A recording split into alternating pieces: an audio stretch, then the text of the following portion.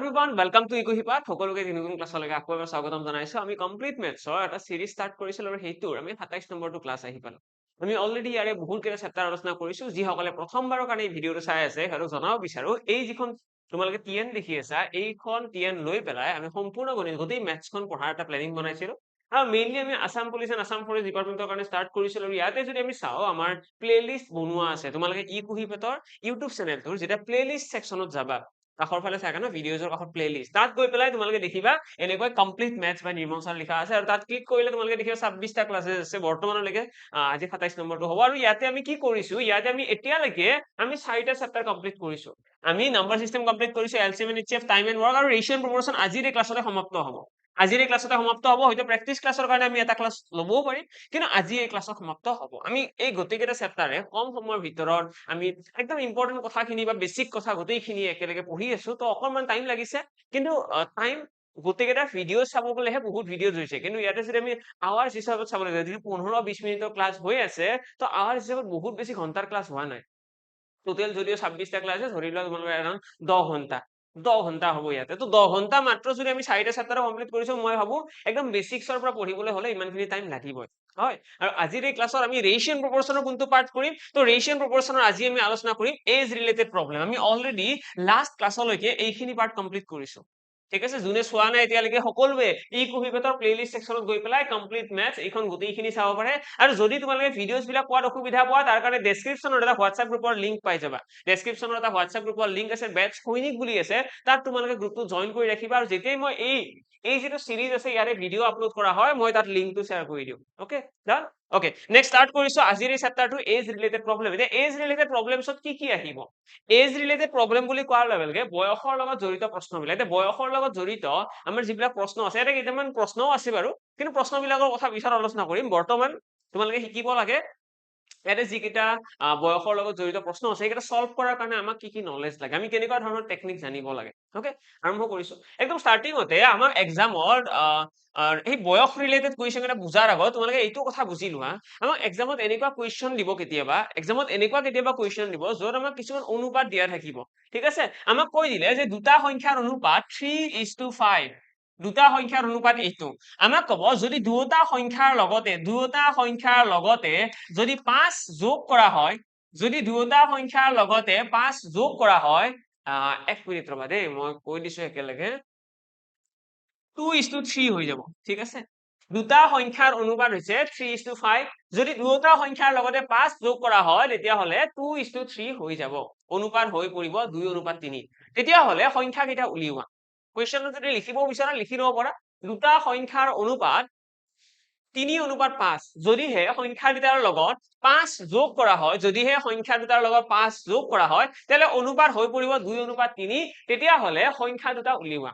এতিয়া এই কুৱেশ্যনটো যদি তোমালোকে অবজাৰ্ভ কৰা ভালদৰে বুজিবলৈ চেষ্টা কৰা ইয়াতে কি আছে ইয়াতে দেখিবা ইয়াতে আমাক দুটা অনুপাত দিয়া আছে আমি এতিয়ালৈকে যিমান কুৱেশ্যন কৰিলো আমি প্ৰতিটো কুৱেশ্যনতে দেখিম আমাক অনুপাত জেনেৰেলি এটাই দিয়া থাকে এটা কুৱেশ্যনত এটা অনুপাত দিয়া থাকে ঠিক আছে এটা কুৱেশ্যনত এটাই অনুপাত দিয়া থাকে কিন্তু এইটো চেপ্টাৰত আমি দেখিছো আমাক দুটা অনুপাত দিয়া থাকিব ইয়াতে সকলোতকৈ ইউনিক কথাটো এনেকুৱা এই যে অনুপাত দুটা আছে ন অনুপাত দুটাৰ মাজত কিবা যোগ বা কিবা বিয়োগ হৈ থাকিব মানে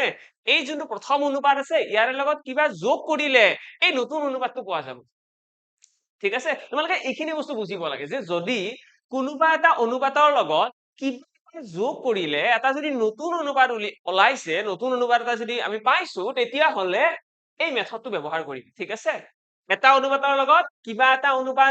এটা সংখ্যা যোগ কৰাৰ পাছত নতুন অনুপাত যদি আহে মানে এই মেথডটো ব্যৱহাৰ হ'ব বা আজিৰ এই এজ ৰিলেটেড কুৱেশ্যন বিলাক সলভ কৰাৰ টেকনিক হ'ল ওকে অলপমান আইডিয়া আহিল নেক্সট এনেকুৱা কোনো ৰেষ্ট্ৰিকশ্যন নাই যে সদায় যোগে কৰিব লাগিব এনে বিয়োগো হ'ব পাৰে এনে এনেকুৱা হ'ব পাৰে যে যদি দুটা সংখ্যাৰ পৰা 5 বিয়োগ কৰা হয় তেতিয়াহ'লে এইটো অনুপাত পোৱা গৈছে তেনেকুৱাও হ'ব পাৰে এনেকুৱাও ক'ব পাৰে যে যদিহে প্ৰথম সংখ্যাটোৰ লগত কিবা যোগ কৰা হৈছে দ্বিতীয় সংখ্যাটোৰ লগত কিবা বিয়োগ কৰা হৈছে তেনেকুৱাও হ'ব পাৰে ইয়াতে +5 ইয়াতে -5 ঠিক আছে যিকোনো হ'ব পাৰে পচিবল বাট ঠিকেই আছে এইখিনিও বুজি পাই আছো আমি এতিয়ালৈকে এইখিনি কথা বুজি পালো যে দুটা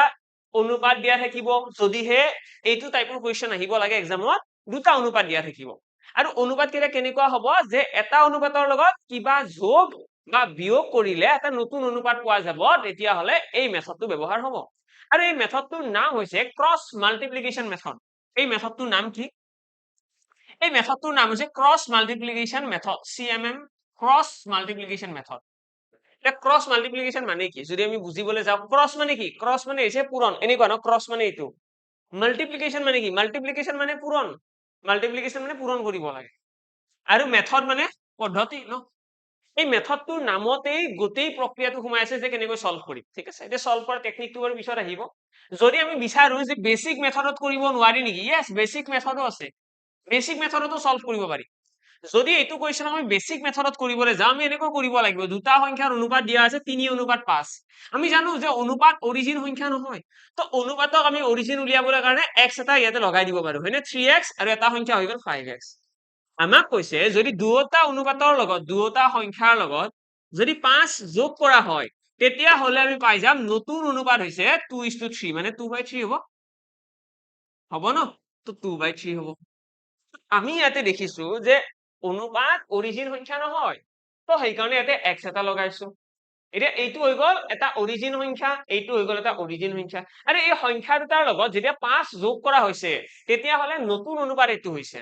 এতিয়া তোমালোকে ভাবিবা ইয়াতে যে x লগালো ইয়াতে কিয় লগোৱা নাই আচ্ছা এইটো অনুপাতৰ পৰা আমি অৰিজিনেল নাম্বাৰ উলিয়াবৰ কাৰণে x লগাব লগা হৈছে ইয়াৰে পৰা যদি অৰিজিনেল নাম্বাৰ উলিয়াও ইয়াতে আমি কিবা এটা লগাব লাগিব ভেৰিয়েবল কিন্তু ইয়াতে যদি ভেৰিয়েবল এটা লগাও ন সেইটো এনেকৈ কাট খাই যাব ন তো সেইকাৰণে ইয়াতে নলগালেও হ'ব কাৰণ ইয়াতে আমাৰ যিটো অনুপাত দিয়া আছে সেইটো জাস্ট আমি সিম্পল ৰিপ্ৰেজেন্ট হে কৰিছো এনেকৈ আমি যিকোনো এটা অনুপাতক a অনুপাত b বুলি আছে না এইটো আমি লিখিব পাৰো a/b বুলি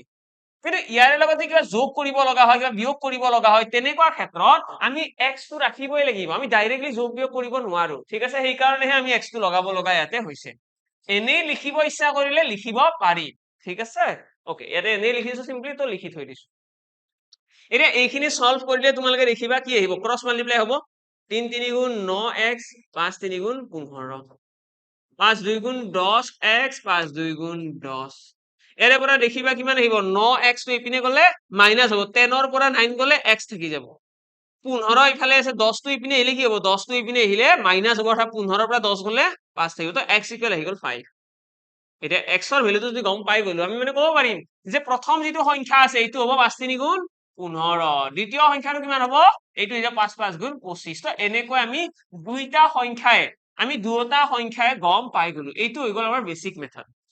ঠিক আছে তোমালোকৰ গোটেইখিনি মেথডৰ ওপৰতে এটা ষ্ট্ৰং কমান্ড এটা ভাল আন্ডাৰষ্টেণ্ডিং থকাটো বহুত বেছি জৰুৰী আদাৰৱাইজ মেথছ টাফেই লাগিব মই কি কৰিছো প্ৰথমতে অনুপাতৰ পৰা অৰিজিনেল নাম্বাৰ উলিয়াই লৈছো আমাক কৈছে যে অনুপাতৰ সংখ্যা দুটা যে আছে তাৰে লগত কিবা যোগ কৰিলে অৰ্থাৎ 5 যোগ কৰিলে 2/3 পোৱা যাব তো এইখিনি সমান হ'ব ন তো এই ইকুৱেশ্যনটো আমি যেতিয়া সলভ কৰিছো আৰু এই ইকুৱেশ্যনটো সলভ কৰাৰ পাছত আমি দেখিছো x ইকুৱেল আহি গৈছে 5 আৰু x ৰ ভ্যালু যদি 5 হয় মানে প্ৰথম সংখ্যাটো 15 দ্বিতীয় সংখ্যাটো 25 তো এনেকৈ আমি বেসিক মেথড ইউজ কৰি এনসাৰ উলিয়াব পাৰিম কিন্তু এক্সামত মই নিবিচাৰো তোমালোকে এই বেসিক মেথডটো ইউজ কৰা কাৰণ এইটো মেথড অকমান লেংৰি হয় ইয়াতে মই অলপমান ক্যালকুলেশন ইজি দিছো ইয়াতে মই নাম্বাৰছ বিলাক ইজি নাম্বাৰ দিছো তো সেইকাৰণে এনসাৰ আহিছে কিন্তু এক্সামত তোমালোকক ডাঙৰ ডাঙৰ সংখ্যা দিলে টাইম বহুত লাগি যাব তো আমি কি কৰিম আমি এই ক্ৰছ মাল্টিপ্লিকেশ্যন মেথডটো ইউজ কৰিম এইটোৱে কি কয় চোৱা ইয়াতেও যদি তোমালোকে মন কৰা ন এই বেসিক মেথডটোকে আমি এটা নতুন টিপিক্যাল মানে ক্ৰিটিকেল ওয়ে দি দিছো মানে এখন চাইকেলতো চকাই থাকে ন এখন চাইকেলতো দুটা চকা থাকে মাজত কি থাকে পেডেল থাকে আমি মাৰিব লাগে কোনোবা এজন মানুহে দিমাগ লগালে এটা কাম কৰো মটৰ এটা লগাই দিও পেডেলটো নিজে মৰাতকৈ মটৰটোৱে পেডেলটো ঘূৰাব ন তো সেইটোৱে কি কৰিলে আমাৰ কামটো ইজি বনালে কিন্তু তাৰ মেকানিজমটো চেঞ্জ হোৱা নাই তাত আগতে যি হৈ আছিলে ৰোটেশন ঘূৰাব লাগে ঘূৰালে আগৰ ফালে যায় এতিয়াও সেইটোৱে হৈ আছে কিন্তু এতিয়া আমি কৰা নাই মেচিনক লগাইছো ইয়াতেও তেনেকুৱা ইয়াতে যিটো মেকানিজম আছে ন সেই সেম মেকানিজমে ইয়াতেও ইউজ হ'ব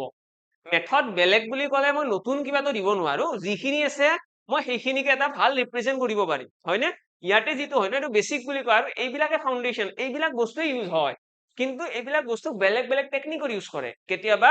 মাছৰ আমি কি আলুৰে আঞ্জা বনাও কেতিয়াবা টেঙাৰে বনাও তেনেকুৱা টাইপৰ এই বেসিক মেথডটোকে আমি অলপমান বেলেগকৈ কৰি চাম এইবাৰ তো ইয়াতে যোনটো ক্ৰছ মাল্টিপ্লিকেশ্যন বুলি কয় মেথডটোৰ নাম যে ক্ৰছ মাল্টিপ্লিকেশ্যন হ'ল তাৰ ৰিজনটো হৈছে আমি ইয়াতে তিনিটোক ইয়াৰ লগত পূৰণ কৰিছো নে নাই তিনিটোক এইখিনি বস্তুলৈ পূৰণ কৰিছো নে কৰিছো কিয় ক্ৰছ কৰিছো ন ইয়াতে হৰণ হৈছে এইফালে গ'লে পূৰণ হ'ব ঠিক আছে দুইটো ইপিনে আহিলে পূৰণ হ'ব ন তো এই যে ক্ৰছ কৰি পেলাই পূৰণ কৰিব লগা হৈছে সেইখিনি বস্তুকে আমি ইউজ কৰিছো ইয়াতে মেথডটোত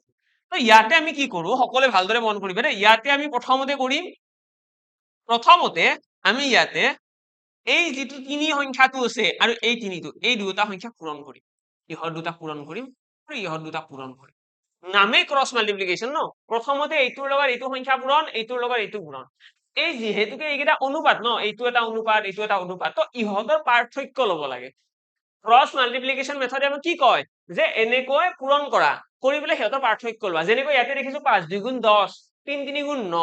এতিয়া 10 আৰু 9ৰ পাৰ্থক্য কিমান 10 আৰু 9ৰ পাৰ্থক্য হৈছে 1 মানে আমি কম 1 ৰেচিঅ আমি কি কম 1 ৰেচিঅ আমি কি কৰিছো ক্ৰছ কৰি পেলাই পূৰণ কৰিছো কৰি পেলাই পাৰ্থক্যটো লিখিছো আৰু এই পাৰ্থক্যটো কাৰ সমান এইবাৰ কি কৰিবা এই তিনিটো এই 5টোৰ লগত পূৰণ আৰু এই দুইটোক এই 5টোৰ লগত পূৰণ কাৰণ ক্ৰছ মাল্টিপ্লিকেশ্যন মই আকৌ এবাৰ ৰিপিট কৰিছো ক্ৰছ মাল্টিপ্লাই মানে এনেকৈ এনেকৈ ঠিক আছে ক্ৰছ কৰি পূৰণ তো এইবাৰ এই তিনিটোক এই 5টোৰ লগত পূৰণ দুইটোক এই 5টোৰ লগত পূৰণ কৰিলে দেখিবা 5 3 গুণ ইয়াতে আহিছে 15 5 2 গুণ 10 ইয়াতেও আমি ডিফাৰেন্সে ল'ব লাগে কি ল'ব লাগে ইয়াতেও আমি ল'ব লাগে পাৰ্থক্য তো 15 আৰু 10ৰ পাৰ্থক্য কিমান 5 তো 1 ৰেচিঅ ইকুৱেল আহি গ'ল 5 এটা অনুপাতৰ মূল্য কিমান 5 টকা কথাটো তেনেকুৱা যদি এটা অনুপাত মানে যদি 5 হয় তিনিটা অনুপাত মানে কি এইটো তিনিটা অনুপাত ন তিনিটা অনুপাত মানে 5 3 গুণ 15 পাঁচটা অনুপাত মানে 5 5 গুণ 25 চোৱা এইটোতো অনুপাতহে হয় ন 1 ৰেচিঅ ইকুৱেল যদি 5 হয় 3 ৰেচিঅ ইকুৱেল কিমান হ'ব 15 5 ৰেচিঅ ইকুৱেল 25 আৰু ইয়াতে এইটো কথা মনত ৰাখিবা যিটো আৰৰ ভ্যালু আৰৰ যিটো ইয়াতে ভ্যালু আছে ন আৰৰ ভ্যালুটো আমি সদায় ওপৰৰ অনুপাত যিটো একদম ওপৰত থাকিব ন অনুপাত এই তলৰ অনুপাতটো ব্যৱহাৰ কৰিব নোৱাৰো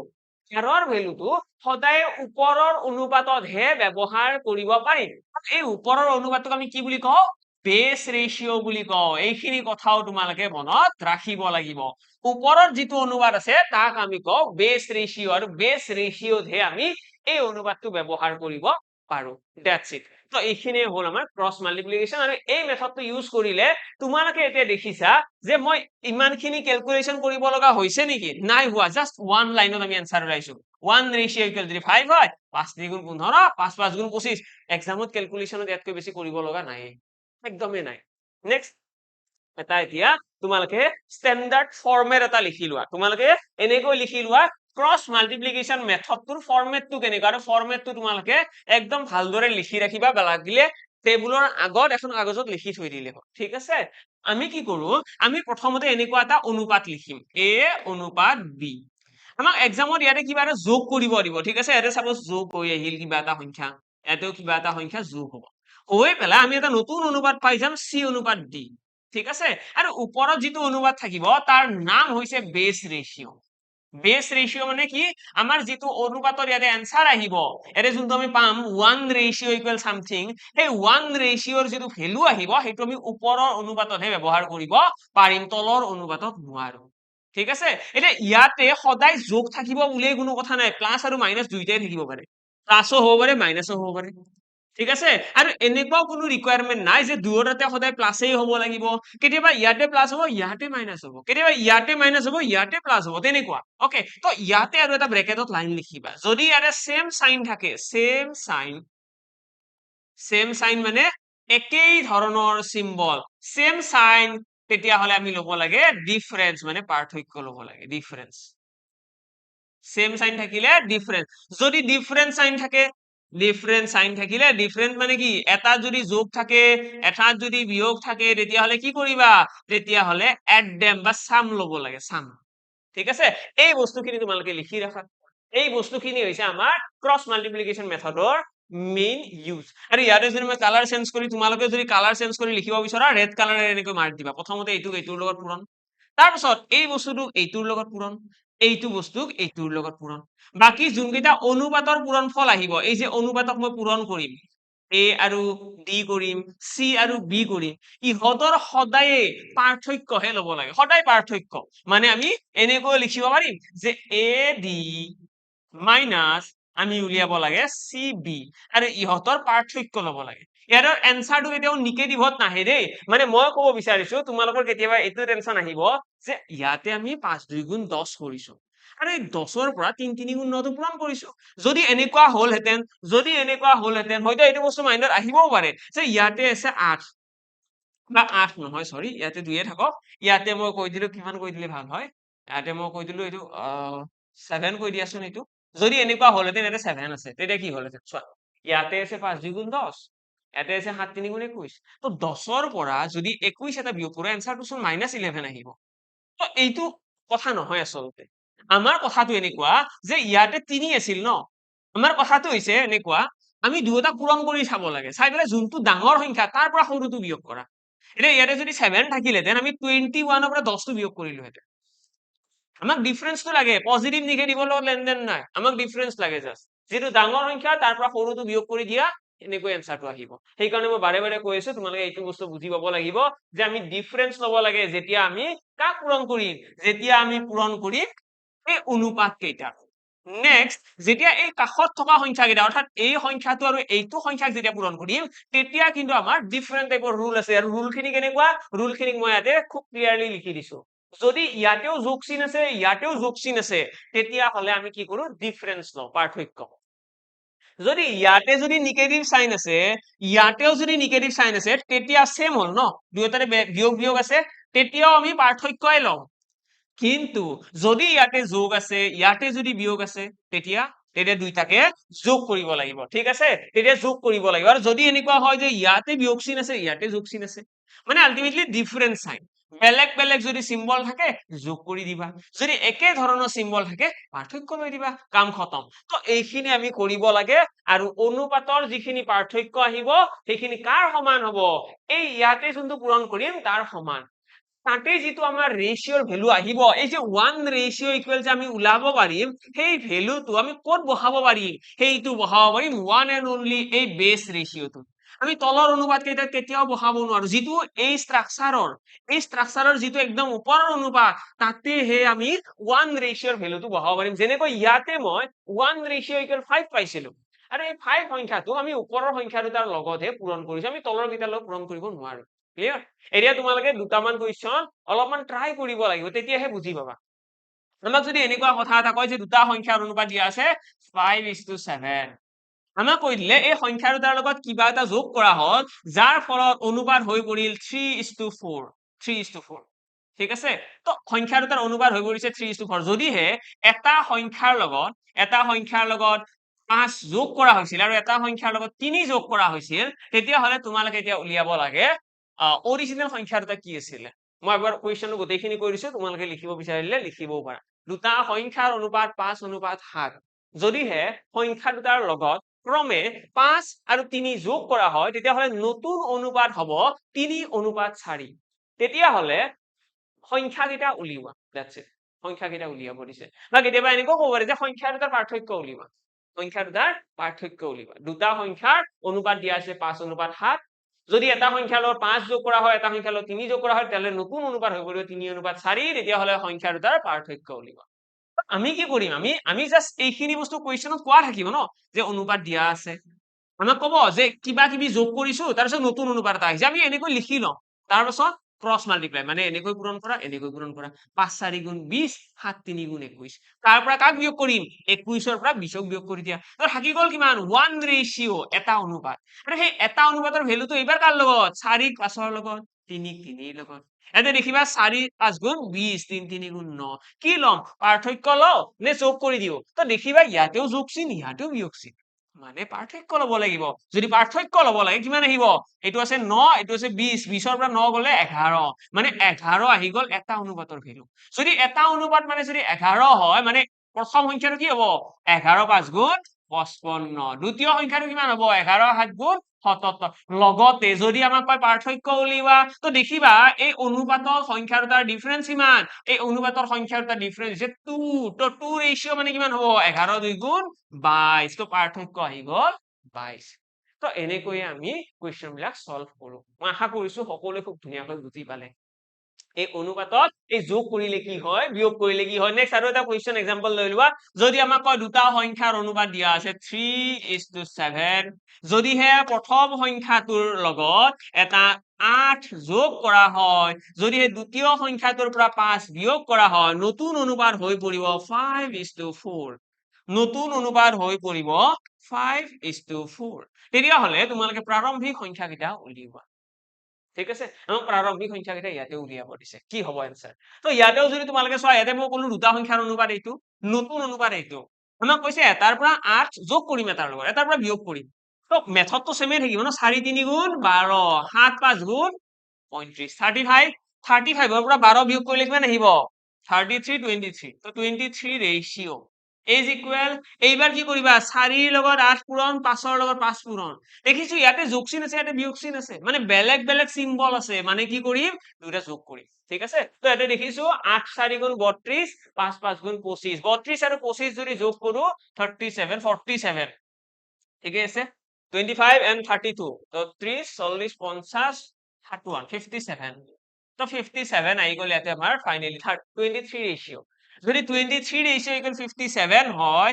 r ইকুৱেল কিমান ওলাব তো r ইকুৱেল আহিব 57 ডিভাইডেড বাই 23 এতিয়া ইয়াতে আমাৰ এনসাৰটো তোমালোকে দেখিবা ডেসিমেলত আহি আছে এই কাৰণে ডেসিমেলত আহিছে কাৰণ মই অনুপাত বিলাকক ইমান বেছি ক্যালকুলেট কৰি চোৱা নাই যদি মই যদি এই ডাটা বিলাক পাৰফেক্টলি মিলাই পেলাই দিলো হেতেন হয়তো এনসাৰটো এটা গোটা সংখ্যা আহিলহেতেন ঠিক আছে মই জাস্ট তোমালোকক মেথডটো বুজিবৰ কাৰণে এক্সাম্পলটো দিছো আই হোপ সকলোৱে বুজি পালে খুব ধুনীয়াকৈ মেথডটো আৰু ইয়াতে যদি তোমালোকে চোৱা এই যোনটো 1 ৰেশিওৰ ভ্যালুটো আমাৰ আহিছে সেই 1 ৰেশিওৰ ভ্যালুটো আমি যদি 3 ৰ লগত এবাৰ পূৰণ কৰো তেতিয়া হলে আমি এটা সংখ্যা পাই যাম অৰ্থাৎ মই ক'বও পাৰো এনেকৈ যে এটা সংখ্যা হৈছে 3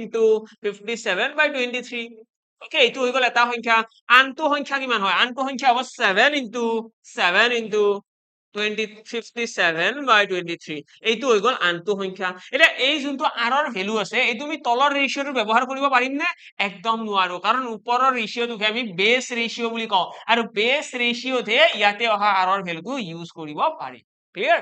সকলোৱে হয়তো এইখিনিলৈকে ধুনীয়াকৈ বুজি পালে এতিয়া এক্সামত আমাৰ যিখিনি বয়সৰ লগত প্ৰশ্ন আহে সেইখিনি কেনেকুৱা তো বয়সৰ প্ৰশ্নখিনি এনেকুৱা এতিয়া বয়সৰ লগত সোমাব লাগে আমি এতিয়া ক্ৰস মাল্টিপ্লিকেশন মেথড ইউজ কৰিব শিকিলো এতিয়া বয়সৰ লগত কেনেকুৱা কোৱেশ্চন আহিব আমাক ক'ব যে দুজন লৰাৰ বয়সৰ অনুপাত 5:4 10 বছৰ পাছত সিহঁতৰ বয়সৰ অনুপাত হ'ব 6:7 বা 6 অনুপাত মই কৈ দিলো 4 4 হলেতো নহব 2:3 কৈ দিয়ে ওকে 2:3 কৈ দিলো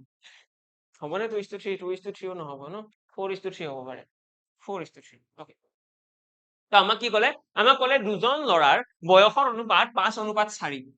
10 বছৰ পাছত সিহঁতৰ বয়সৰ অনুপাত 4:3 তেতিয়াহ'লে সিহঁতৰ বৰ্তমানৰ বয়স উলিওৱা এইটোৱে হৈছে বয়সৰ লগত জড়িত প্ৰশ্ন দুজন লৰাৰ বয়সৰ অনুপাত 5:4 10 বছৰ পাছত সিহঁতৰ বয়সৰ অনুপাত হ'ব 4:3 তেতিয়াহ'লে বৰ্তমান বয়সৰ মান উলিওৱা দ্যাটস ইট তো আমি কি কৰিম আমি যেটো বৰ্তমান বয়স এইটো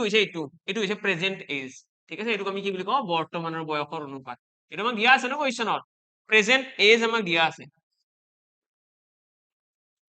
প্ৰেজেন্ট এজ দিয়া আছে আমাক তাৰ পিছত কি দিয়া আছে তাৰ পিছত আমাক দিয়া আছে 10 বছৰ পাছৰ বয়সটো দিয়া আছে এইটো হৈছে ফিউচাৰৰ এইটো ফিউচাৰৰ এজ ঠিক আছে এইটো হৈছে ফিউচাৰ এজ 10 বছৰ পাছৰ বয়স আৰু এই বয়সটোৰ পৰা যদি ফিউচাৰলৈকে যাব লগা হয় কি কৰিব লাগিব বৰ্তমান বয়সৰ পৰা 10 বছৰ পাছৰ বয়স উলিয়াবলৈ হলে সিম্পলি কি কৰিম ইয়াতে 10 এটা যোগ কৰিম হয়নে 10 এটা যোগ কৰিলে এইটো বয়স পাম আৰু এইটো লিখি পেলাই আমাৰ এনেকুৱা লাগিল নে যে অনুপাতৰ লগত কিবা যোগ হৈছে মানে ক্ৰস মাল্টিপ্লিকেশন মেথড ইউজ হ'ব ক্ৰস মাল্টিপ্লিকেশন মানে কি 5 3 গুণ 15 4 4 গুণ 16 মানে 1 ৰেশিও ইকুৱেল কিমান আহি গ'ল 10 ৰ লগত এবাৰ 3 পূৰণ 10 ৰ লগত এবাৰ 4 পূৰণ আৰু ইয়াতে মই এটা কথা ক'ব বিচাৰো তোমালোকে যেতিয়া ইয়াতে সেম নাম্বাৰ থাকিব সেম নাম্বাৰ থাকিলে এনেকৈ কৰি থকাৰ কোনো দৰকাৰ নাই যে 10 3 গুণ 30 10 4 গুণ 40 ইহঁতৰ পাৰ্থক্য 10 সেইবিলাক কৰি থকাৰ দৰকাৰ নাই কি কৰিব পাৰিবা যদিহে ইয়াতে সেম সংখ্যা থাকে সেম 10 10 আছে 15 15 আছে তেনেকুৱা ক্ষেত্ৰত তোমালোকে এই গোটেইখিনি পূৰণ কৰাৰ প্ৰয়োজন নাই যিহেতুকে আমাক কি কৰিব লাগে প্লাস আছে ন প্লাস আছে মানে দুয়োটাতে প্লাস আছে মানে পাৰ্থক্য ল'ব লাগে তো তোমালোকে চাবা অনুপাত দুটাৰ পাৰ্থক্য কিমান অনুপাতৰ পাৰ্থক্য কিমান 1 ন তো 10 ৰ লগত 1 পূৰণ কৰিলে 10 1 গুণ 10 আহি যাব ইয়াতে এতিয়া কেনেকৈ এইটো কৰিলো তাৰ মেথডটো এনেকুৱা যদি মই চাও ন এটা আছে 10 পূৰণ 4 বিয়োগ এটা আছে 10 পূৰণ 3 আমিতো আলটিমেটলি পাৰ্থক্য ল'ব লাগে ন, পাৰ্থক্য ল'ব লাগে মানে কি মই এইটো সংখ্যাৰ পৰা এইটো সংখ্যা বিয়োগ কৰিব লাগে। ইয়াতে দেখিবা 10 দুয়োটাতে কমন আছে, যদি কমন আছে আমি 10টো কমন ল'ব নোৱাৰিম জানো, তো এইটো 4 - 3 হৈ যাব চোন। তো আলটিমেটলি কি হৈ গ'ল 10 পূৰণ 1 হ'ল নে, হৈছে। তোমালোকক যদি মই আৰু এটা এক্সাম্পল দিব লাগে, এইটো কুৱেশ্যনৰ ফালে বৰ্তমান গুৰুত্ব দিব নালাগে, যদি এনেকুৱা ধৰণৰ চিটুৱেশ্যন আহি যায় যে দুটা অনুপাত দিয়া আছে, দুটা চাপোজ অনুপাত দিয়া আছে, এটা কাম কৰো মই আৰু নেক্সট যিখিনি আছে ন, আজি মই নকওঁ, আজি হয়তো সকলোৱে এই ৰিচেন্টলি যিটো এক্সাম্পল আমি কৰি আছিলো সেইটো এক্সাম্পল সকলোৱে কৰিব পাৰিছে। তাত আমি কি কৰিছিলো 10 দিয়া আছিলে বয়স, 10 বছৰ পাছৰ বয়স কি হ'ব, তো তেনেকুৱা ক্ষেত্ৰত আমি কি কৰো দুইটাকে পূৰণ কৰি পেলাই আমি খুব ইজিলি বৰ্তমান বয়স উলিয়াব পাৰিম। আমি নেক্সট ক্লাছত এই যে ডিফাৰেন্ট এই যে কুৱেশ্যনটো আহিছে কুৱেশ্যন কেইটাও সলভ কৰিম, কুৱেশ্যন কেইটা মই ট্ৰান্সলেট কৰি অসমীয়া কেইটাও লৈ আনিম একেলগে, সব সুবিধা হ'ব সকলোৰে। বাকী লগ পাম সকলোকে অন্য এটি ক্লাছত, আজিৰ কাৰণে ইয়াতে সামৰিছো। Thank U.